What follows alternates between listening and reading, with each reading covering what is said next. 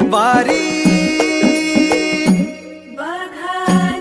रामकृष्ण हरी. जो या गेला पंढरपुरा अनेक यात्रा न म्हणितो. श्री तुकोबाराय म्हणतात, पंढरीशी जायतो विसरे बाप माई.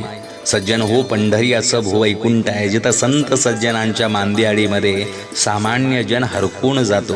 स्वर्गीचं सुख याच देही याच डोळ्यात अनुभवण्याचा मार्ग म्हणजे पंढरीतील वैष्णवांचा मेळा.